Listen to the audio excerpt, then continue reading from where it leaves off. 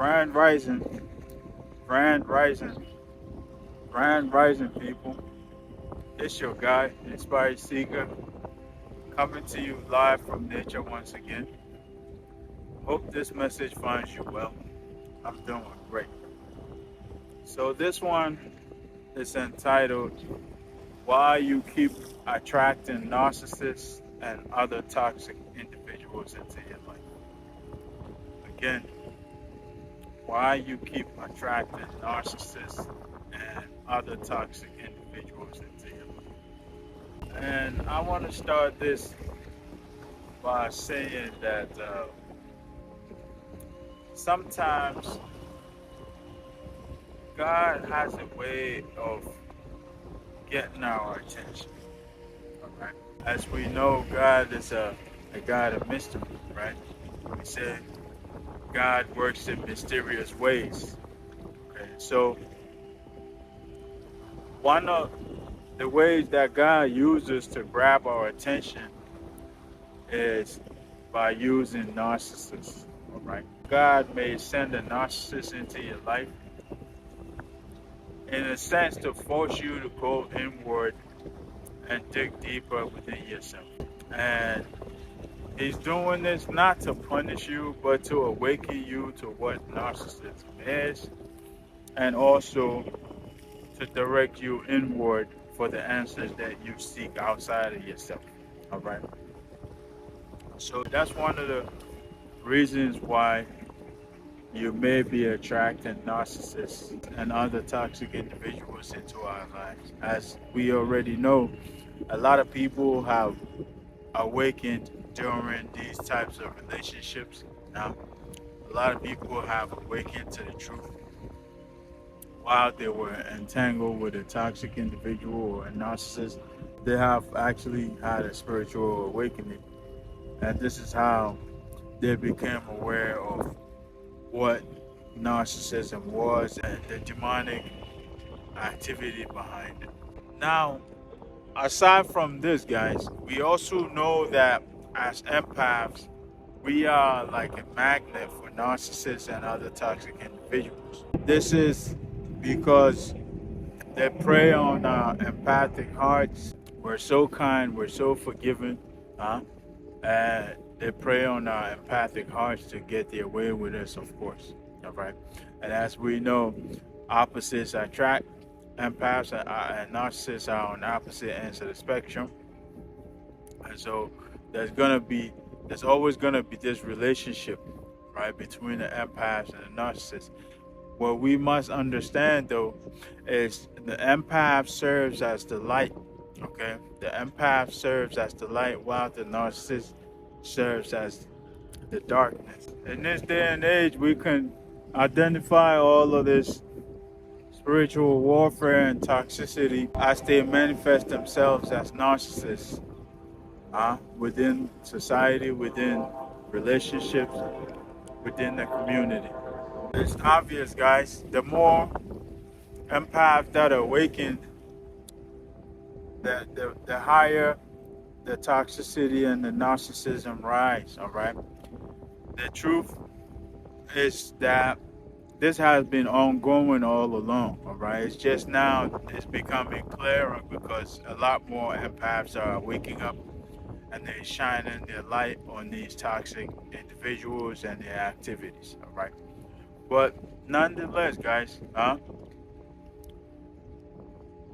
when God uses a narcissist to get your attention or to draw you in closer to Him or to draw you inward, you will encounter that narcissist at a very low point in your life, possibly even the lowest, all right? Where it seems like you have strayed or you're straying so far off, huh?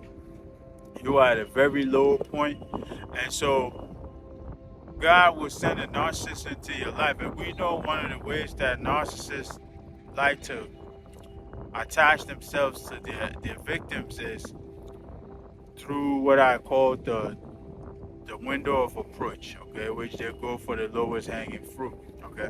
So they will see you at a low point in your life. You may be in some form of distress, and then they'll offer to help you.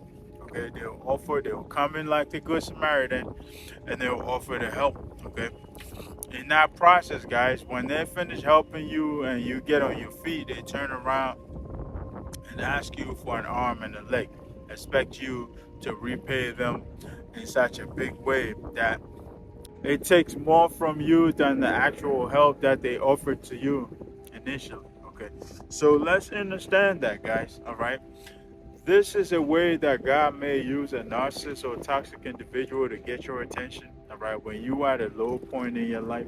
Okay, and the idea is to get you back on track. Okay, possibly at this point you are straying very far off track, and so the narcissist will come in playing the Good Samaritan role, and you will feel, they'll make you feel this love or this connection.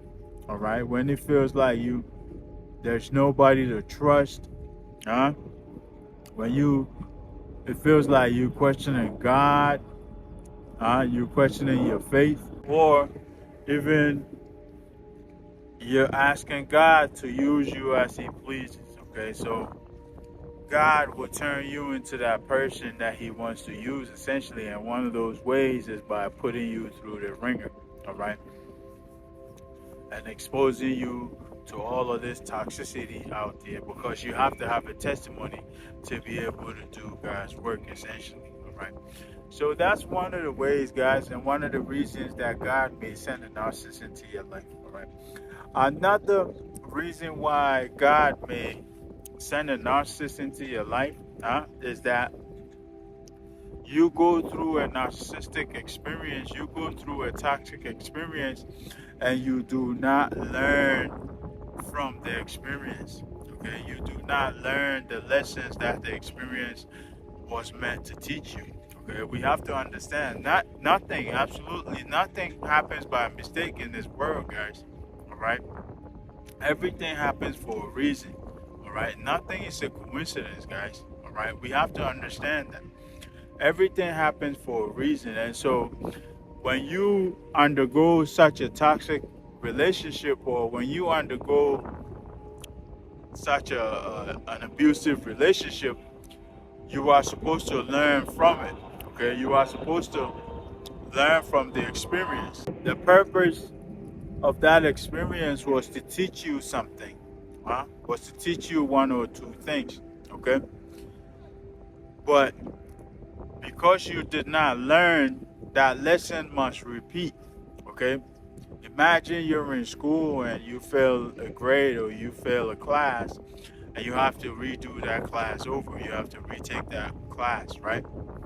So the purpose of the lesson repeating itself is so you can learn from it, from what you didn't learn the first time. Okay, so that's another reason why God may send toxic narcissistic folks into our lives when we fail to learn from the initial experience. And in such an instance, guys, the experience will continue to repeat itself until you grasp the idea, until you learn the lesson that you're supposed to learn from it. All right. And this is why some people, it feels like when they get rid of one narcissist, they encounter an even greater narcissist. Okay, they encounter a bigger narcissist, right? Because you did not learn the lessons that you're supposed to learn from that initial experience. That's why you're having to undergo that again. All right, but should you be able to identify them and avoid them, and refuse to engage them, it will signal that you have learned what needs to be learned. And so at that point, you'll be able to know, okay, which is how to identify them and steer clear of them, essentially. We can't go without mentioning spiritual warfare as well, guys, all right? The enemy, the devil, is also at work. And in these days, guys, you could see how these demonic entities are manifesting left, right, and center through these narcissistic individuals. All right. And so, another reason why you may be attracting these folks into your life, guys, is because you're under attack. All right. You're under attack. And chances are you have awakened recently. Okay. This is when it's typical. Okay. When you have awakened recently, or you just discarded a toxic individual recently. As we discussed in a previous video, guys, the enemy does not want you to awaken to who you truly are. Alright? The enemy does not want you to awaken to who you truly are, because you serve as a threat to the dark kingdom. Alright? And so if you've awakened recently, guys, the enemy wants to get you back to sleep. Okay? They want to get you back to sleep. Alright? Because the idea, guys, before you awakened, was to keep you in deep sleep, so you don't awaken to who you truly are. Because when you do awaken to who you truly are, you become a major threat to them. Alright? Not only are you able to heal yourself and heal others and help guide others out of darkness, but you're also able to share with others how or who the enemies are and how they operate. Okay, and this is a very big threat to the enemy, and they wouldn't want nothing but for you to stay blind to that. Okay, so that's another reason. If you've awakened recently, chances are you are encountering these individuals, these toxic narcissistic individuals, and the idea is to discourage you from your awakening. The idea is to get you back into sleep mode, so you could let go of your awakening, so you could divert your focus and attention away from the purpose that you're here to serve, essentially. All right. So let's understand, guys. This is another reason why the enemy may send narcissists into your life. Another reason, guys, that we attract these types of individuals into our lives is because we have not healed. And we have to understand something. This is a spiritual universe that we live in, guys. Right? And everything is what? Vibration and frequency, guys. Okay? So, before we heal, we are vibrating at a certain frequency, a much lower frequency. Okay, this is around the same frequency that these toxic individuals are vibrating on. All right, so they are able to identify you and target you. Okay, let's understand that. All right, these toxic narcissistic individuals are vibrating at a low frequency. All right, before you awaken and heal, you are also vibrating at a lower frequency. Okay, the more healing work you do, the higher you ascend, the higher your vibration goes, the higher your frequency goes. Okay, so until we do that, okay, until we do enough healing work on ourselves to vibrate higher, we are vibrating at a low frequency where these toxic individuals can identify us and have access to us. This is where these individuals are able to identify us and gain access to us through one activity or another. All right.